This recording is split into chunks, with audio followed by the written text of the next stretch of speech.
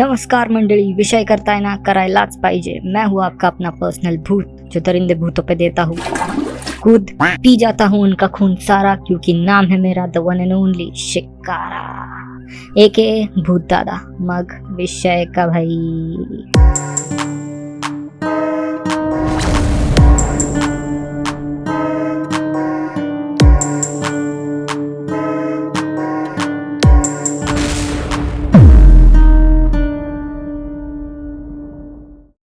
तो दोस्तों, आखिर आप वापस आ ही गए ना मौत का नागड़ा नाच देखने के लिए। बताओ किस उम्र में क्या कर रहे हो। नहीं, वैसे नागड़ा नाच किसी भी उम्र में नहीं देखना चाहिए। इसी बात पर अगर आपने भी आईने के सामने बाथरूम में नहाते हुए नागड़ा नाच किया है तो 5 कमेंट कीजिए। हगनगांव से शारदा ताई गुचाटे ने एक लिंक भेजी है। लेकिन एक सेकंड, आईच्या गावात नाचली नागड़ी पाल। शारदा जी, इतनी खुशी तो मुझे मोनेटाइजेशन पे नहीं होगी जितने आपने दी है। ओह अच्छा, ये किसी और चीज की लिंक है। आप बड़ी शातिर है शारदा ताई गुचाटे, हमें ही गू चटवा दिया मक्खन लगा के। अपनी बेसबर अंदरूनी इच्छाओं का गचकन गला घोटकर देखते हैं आज कौन से येड़े जात का मसाले भात हमें अपने हाथे के लेंडे जैसी शक्ल दिखाएगा। हाथी के लेंडे से याद आया, आज मेरा मौसेरा भाई इस भूतकास्ट पर हमारा गेस्ट होने वाला है और आज तो उसका बर्थडे भी है। जी हाँ दोस्तों, आप सबने सही सोचा, उसकी जान भी कुछ साल पहले मारी गई थी। अरे अफसोस करने की कोई बात नहीं है, हमारा अभी काम ज्यादा अच्छा चल रहा है। अरे उससे भी वाड़ियो विषय बताता हूँ। भाई मेरा इतना वाड़ियो है कि उसका वाड़ दिवस और गाड़ दिवस एक ही दिन पे आता है। म्यूजिक। मेरा मतलब कुछ साल पहले उसकी इसी दिन पे मारी थी जान। आज बेअविद भूत की बिलबिल हिस्ट्री में ऐसा पहली बार हो रहा है कि हमें किसी मंद पिछवाड़े के पदोड़े भूत को नहीं ढूंढना पड़ेगा और कोई हमारे पहचान वाला ही आने वाला है। तो मित्रांनो, गचकन अपनी कुर्सी की पेटी बांध लीजिए ताकि आपका यहाँ तक आ जाए दिल। हिम्मतराव काळतोंडे डामरेवाड़ी से कह रहे हैं, अरे पर है कहा आपका वो मरेली जान का मौसेरा भाई। लगता है वापस किसी ने मार ली उसकी जान। मानना पड़ेगा, हिम्मत तो बहुत है आप में काळतोंडे जी।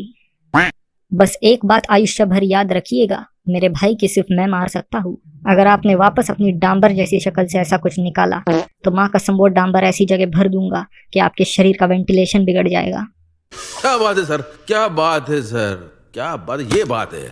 ध्यान रखिएगा दिल की जगह कुछ और यहाँ तक ना आ जाए।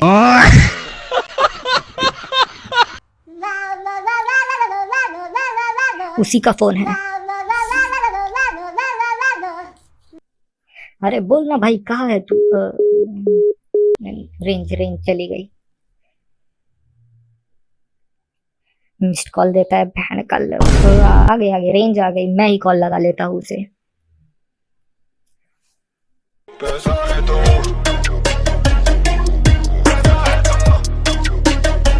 हेलो, क्या रे भिख मंगिया? कहाँ है? इधर शो स्टार्ट हो गया है। अरे तुझे बताना रह गया यार, सॉरी वो मैं नहीं। पिछवाड़े में हथौड़ा फंसा दूंगा। आ रहा हूँ, बस 2 मिनट दे, आ रहा हूँ। 2 मिनट में इधर नहीं दिखा मेरे को तो तेरी मैगी बना दूंगा। आ गया भाई, आ गया। तो दोस्तों, स्वागत कीजिए हमारे आज के गेस्ट का, द ओजी भूत दादा शिकारा का मौसेरा भाई भिक्कारा नकारा है। सॉरी भाई, बोलता चिंगारा का। साले कैसा लगा इंट्रोडक्शन? तेरे मुंह जैसा। अच्छा लगा उसे। हाँ निकल लो। मग भाई, काय विषय, कैसी चल रही है जिंदगी? एक नंबर भाई, एक नंबर। नुस्ता धूर, मरने के बाद जीना सीखा हूँ। वाह वाह वाह वाह, क्या बात है। इरशाद। मरने के बाद जीना सीखा हूँ मैं, जीना सीखा हूँ मरने के बाद। जिंदा बेरोजगार था मैं पहले, अब टुरकन देता हूँ दरिंदे भूतों पे पाद। जब बात। तो दोस्तों, आप समझ ही गए होंगे आज कितना मजा आने वाला है। तो बिना देरी किए बढ़ते हैं आगे और देखते हैं मेरे भाई चिंगारा के करियर की सबसे जानफाड़ कहानी। ये कहानी है रेहान और इकबाल की, दोनों शहर से 30 किलोमीटर दूर एक गांव में रहते थे। वो गांव भीष्म जंगल के बीचों बीच बसा हुआ था। गिन चुन के 10-15 घर ही थे उस गांव में। रहमान लकड़े का व्यापार करता था। इकबाल उसका सहकारी था। लकड़े को शहर पहुंचाने के लिए उन्हें उस भीष्म जंगल से होकर जाना पड़ता था, जहां अक्सर लोग राह भटक जाते थे। पर इकबाल उस जंगल के रग रग से वाकिफ़ था। रहमान को एक रात शहर के लिए निकलना था। वो अपनी बड़ी लॉरी में लकड़े भरवा रहा था। लकड़े भरवाते भरवाते शाम हो गई। तभी उस जंगल की ओर से इकबाल आते हुए दिखा। उसने उसे पूछा, कहाँ चले जाते हो भाई काम के समय? उस पर इकबाल बोला, कल लॉरी ले जाने के लिए नया रास्ता ढूंढा है। पहला वाला एक विशाल पेड़ गिरने की वजह से बंद हो गया है। अभी साहिल चाचा को जंगल पार करा कर आ रहा हूँ। रहमान ने उसे शाबाशी देते हुए कहा, तुम मेरे सबसे वफादार सहकारी हो। जिस पर इकबाल मुस्कुराया और लॉरी भरवाने में मदद करने लगा। कुछ ही समय में रात हो गई और दोनों शहर की ओर अपनी विशाल लकड़े से भरी लॉरी लेकर निकल पड़े। रहमान खुश था क्योंकि अगर इकबाल को दूसरा रास्ता पता ना होता तो काफ़ी वक्त ज़ाया हो जाता। उस अंधेरे जंगल के बीच से जाते हुए बस उनकी लॉरी की रोशनी और आवाज़ ही दिख और सुनाई दे रही थी। वो कई बार रात के अंधकार में उस जंगल से होकर गए थे। लॉरी बड़ी होने के कारण किसी जंगली जानवर का खतरा नहीं होता था और वो आराम से शहर पहुंच जाते थे। लेकिन ऐसी जगहों पर खतरों के कई मायने होते हैं। उन्हें कई बार अजीब और डरावनी चीज़ें दिखी थी उस जंगल में, और ख़ासकर इकबाल को। उसका काफ़ी आना जाना रहता था इस जंगल में। गांव में किसी को भी जंगल पार करना हो तो इकबाल ही सहायता करता था। हर परिस्थिति से निकलना वो बखूबी जानता था। इसलिए इकबाल के साथ होने पर रहमान को भी कोई ख़ास फिक्र नहीं थी। इकबाल ने रहमान को लॉरी आगे एक विशाल पेड़ से बाएं मोड़ने को कहा। अंधेरा कुछ ज़्यादा ही घना हो गया था, बिल्कुल उस भीष्म जंगल की तरह। अचानक ठंड भी पड़ने लगी थी। इकबाल थोड़ी थोड़ी देर में रेहान को लॉरी मोड़ने को कह रहा था क्योंकि रास्ता अब बस उसे ही पता था। अचानक रेहान की नज़र रास्ते पर एक पेड़ के पीछे पड़ी। कुछ रोशनी सी नज़र आ रही थी। कुछ समझ नहीं आ रहा था कि वो क्या है, जब तक एक गिलहरी दौड़ते हुए आकर लॉरी के सामने दौड़ने लगी। रहमान लॉरी रोकने ही वाला था कि इकबाल ने ज़ोर से कहा, छलावा है, लॉरी मत रोकना। वो गिलहरी 20 मिनट तक लॉरी के सामने ऐसे दौड़ती रही मानो उसे रास्ता दिखा रही हो। काफ़ी देर तक यही सिलसिला चला। उस गिलहरी की ओर ध्यान देते देते वो रास्ता भटक गए। अब ऐसा लग रहा था मानो बस एक ही जगह घूम रहे हो। परेशान होकर रहमान ने इकबाल को पूछा, क्या लगता है सही जा रहे हैं क्या हम?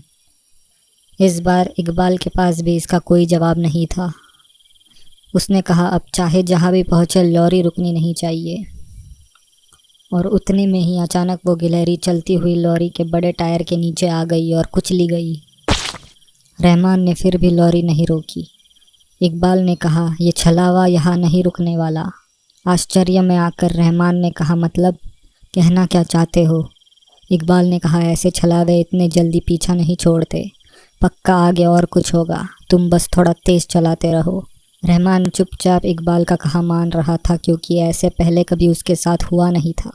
तभी अचानक रास्ते के मोड़ पर उसे पेड़ के नीचे कोई बैठा हुआ दिखा। इकबाल ने ज़ोर से चिल्लाकर कहा, इस जगह पर इस समय किसी का होना असंभव है। लॉरी मत रोकना और उसकी तरफ मत देखना। रहमान ने रास्ते की ओर ध्यान देकर जल्दी से वहाँ से लॉरी निकाल ली। दोनों अब हद से ज़्यादा डर गए थे, पर वो यही नहीं रुका। थोड़ी दूर जाते ही अचानक लॉरी के ऊपर किसी के चढ़ने की आवाज़ आई। उन दोनों के सर के ऊपर लॉरी पर कोई मौजूद था। रहमान के पसीने छूटने लगे। लॉरी के ऊपर से अब काफ़ी आवाज़ आने लगी थी। इकबाल ने कहा, ध्यान मत दो, हमें रोकने की साजिश है ये। तुम लॉरी चलाते रहो, मुझे लगता है अब बस 10 मिनट में पहुंच ही जाएंगे हम। रहमान कुछ नहीं बोला। तभी लॉरी के छत के ऊपर से वही गिलहरी सामने के शीशे पर आकर चिपक गई और फिर रास्ते के पास जल रही आग में कूदकर भस्म हो गई। इकबाल बोला, देखा कितनी अजीब चीज़ हो रही है। इतनी रात को जंगल में कोई आग जलाता है क्या? परेशान होकर रहमान ने इकबाल से कहा, तुम अब चुप रहो। बेफिजूल की बातें बताकर तुम मुझे डरा रहे हो। तुम्हारी ही वजह से हम रास्ता भी भटक गए। इतने समय से एक गिलहरी से डर रहे हैं जो सिर्फ रोशनी देखकर हमारे पास आ रही है और उसी रोशनी के पीछे आग में कूद भी गई। मैं अब कुछ नहीं सुनूंगा। वो पेड़ के नीचे बैठे आदमी को हम रास्ता पूछ सकते थे, उस आग के पास भी कोई हो सकता था, पर अब तुम्हारी वजह से बस गोल गोल घूमे जा रहे हैं। तभी अगले मोड़ पर उसे वो आदमी वापस दिखाई पड़ता है। रहमान ने कहा, अब बस हो गया, मैं उसे रास्ता पूछ लेता हूँ वरना यही सुबह हो जाएगी। और उसने लॉरी उस आदमी के पास रोक ली। रहमान लॉरी से उतरकर उस पेड़ के नीचे पड़े आदमी के पास गया और उसको उठाने लगा। उस आदमी की जगह साहिल चाचा का मृत शरीर देखकर उसकी रूह कांप गई। लॉरी के अंदर बैठा इकबाल बस रहमान को देखकर मुस्कुरा रहा था। अब वो समझ चुका था कि ना ये इकबाल है जो उसके साथ बैठा था, ना वो जिसने कहा था कि रास्ते के बीच में विशाल पेड़ गिरने के कारण दूसरा रास्ता लेना पड़ेगा। बौखलाया हुआ रहमान अपनी जान हथेली पर लिए उस रास्ते पर ही दौड़ने लगा। उसने एक बार भी पीछे मुड़कर नहीं देखा। भागता भागता वो काफ़ी दूर आ गया, पर एक समय ऐसा आया जब उसे पीछे से अपनी ही लॉरी की आवाज़ आने लगी। वो पूरी जान लगाकर भागा जब तक उसी की लॉरी आकर उसे उसी गिलहरी की तरह कुचलकर एक पेड़ से टकरा गई। इतना बड़ा विस्फोट हुआ कि कुचले हुए रहमान का शरीर तक भस्म हो गया। अगले दिन जांच हुई जिसमें पता चला कि उस लॉरी में लकड़ियों के साथ हज़ारों किलो बारूद था और रहमान और इकबाल दोनों आतंकवादी संगठन के लिए काम करते थे और अपने और साथियों के साथ उसी गांव में छुपे हुए थे। भविष्य में वो उसी बारूद से कई मासूमों की जान लेने वाले थे। आईच्या गावात ठेचला रहमान आणि त्याचा तो भाडेकरी इकबाल। अरे क्या भाड़े करी, डायरेक्ट बोल ना, भाड़। भाड़ में जाने दे भाई उन दोनों को, क्लीन चैनल है मेरा। अबे तेरे क्लीन चैनल की माँ की चिंदीगिरी मत कर साले। साले हर एपिसोड में आधी आधी गालियां देकर बोलता है क्लीन चैनल है मेरा, भैंड का। गंद मचा रहा है तू यहाँ पे। कम से कम मचा तो रहा हूँ, तेरे से तो वो भी नहीं हो रहा। मुझे लगा था मैं तो मचा रहा हूँ, नहीं मचा रहा क्या? अच्छा ठीक है, चल बोल अभी। शायद मुझे शो बंद कर देना चाहिए। अरे बड़ा मस्ती कर रहा था रे मैं, मजाक भाई, दिल पे मत ले इतना। अरे तू तो धर्म का काम कर रहा है रे। हाँ ना, तो तब से क्यों दिमाग की माच? साले खुद गाली दे के एडिट कर देता है और दूसरों को देने नहीं देता। किसने गाली दी? गाली नहीं देते भाई, गाली देना बुरी बात होती है। अबे साले, पर मानना पड़ेगा भाई, ऐसा 1 नंबर काम किया है तूने, उन दोनों की 2 नंबर निकल गई होगी। मग विषय का भाऊ, सालों को बहुत टाइम से देख रहा था, पूरा शहर उड़ाने का प्लान था उन भोस। सॉरी, पूरा शहर उड़ाने वाले थे? हाँ। यांच्या आईची साले बहन के इनकी माँ की मातर। अब अच्छा लग रहा है। क्या करूं दोस्तों, देशभक्त हूं ना, खून खौल जाता है मेरा। पर मुझे पता है आपने भी फिल इन द ब्लैंक्स कर ही दिया होगा। तो चलिए आगे बढ़ते हैं अपने भूतकास्ट में। मेरे भाई अपने बारे में कुछ अपने दर्शकों को बता। नमस्कार मंडली, मेरा नाम चिंगारा है। पता नहीं किस बहन के घोड़े ने ये नाम रखा है, पर अब यही है। मैं एक बेताल हूँ, वो विक्रम वाला नहीं, पर एक दूसरा बेताल हूँ। इसलिए दोस्तों जीवन में मार्केटिंग आना चाहिए। हाँ, तो मैं क्या कह रहा था कि मैं एक बेताल हूँ। हमें इंसानों के साथ पहेलियाँ खेलने में किक मिलती है। हमारी पहेलियाँ आईच्या गावात इतनी खतरनाक होती है कि शाट कोई सुलझा नहीं सकता। फिर हम पहेली की जगह उसको सुलझा देते, फिर उसका शरीर सदा के लिए हमारा हो जाता है। फिर हम जब चाहे तब उसके साथ लोगों को डरा सकते हैं, और क्या, जैसे इकबाल के शरीर के साथ किया है का ना ये विषय। पर वो साहिल चाचा भी उन्हीं में से एक था क्या? हाँ, फिर ऐसे ही थोड़ी मारूंगा उसकी जान। उस बिलबिले रहमान ने तो सपने में भी नहीं सोचा होगा कि वो छोटी गिलहरी उसका बवासीर भविष्य दिखा रही थी। हाँ ना बहन, कैसा भाग रहा था साला लास्ट में पिछवाड़ा हिला के। म्यूजिक। अरे ये तो कुछ भी नहीं, एक बार तो एक बेवड़े चोर का गेम बजाना था। रात को उसी के पलंग में उसी की बीवी की साड़ी पहनकर लेट गया। आयो फिर क्या अभी लिंक भेजू? कुछ नहीं रे, साड़ी की जगह उस बेवड़े की उतर गई। फिर क्या, पल्लू उठा के दिए उसकी गुद्दी पे 4 रट्टे। आज तक उसको लगता है उसकी बीवी बेताल है। भाई चगावत। क्या बताऊँ भाई, इतना जोर से भरा उसको कि मेरी गुद्दी में दर्द शुरू हो गया। अरे एक काम कर, रोज सुबह सुबह बादाम का तेल। ए बाबा तू रहने दे, तेरे जानलेवा नुस्खे पता है मुझे, देखता हूँ मैं तेरा शो। अरे रोज सुबह बादाम का तेल ले और मुझे मसाज दे, ताकि तेरी एक्सरसाइज हो, अपने आप ठीक हो जाएगा। साले। तो चिंगारा भाई, बहुत अच्छा लगा आज तू यहाँ आया, और भाई बहुत अच्छा काम कर रहा है तू। ऐसे ही नए नए अपराधियों की नई नई तरीके से फाड़। जल्दी वापस मिलेंगे, और तेरे को एक दरिंदे भूतों की लिस्ट भेजता हूँ, उनको भी देख ले जरा। चल भेटू मग। तो मित्रांनो, आज हमारे एक नादान दरिंदे के दर्शन हुए, और ऑफ कोर्स वो मेरा मौसेरा भाई था, तो उसका दरिंदे होने का चांस बहुत कम था, वरना मैं तो हुई मारने के लिए। इसी बात पर कुछ अर्ज करना चाहूंगा। दिन को रात पता नहीं, दिल की बात पता नहीं। दिन को रात पता नहीं, दिल की बात पता नहीं। और जिंदा रह के फायदा क्या है तेरा, अगर तुझे शाट कुछ पता नहीं। इसी के साथ मैं आपका भूत दादा खींच के लाऊंगा ऐसे किसी नए भूत को, उसकी कहानी समेत। तब तक के लिए अगर अच्छा लगे तो लाइक शेयर सब्सक्राइब करना, और नहीं लगे तो कंटेंट की कमी थोड़ी है इस देश में। टिल देन, तुमच्या आईला तुमचा नमस्कार माझा। जय हिंद, जय महाराष्ट्र, पीस आउट विचेस।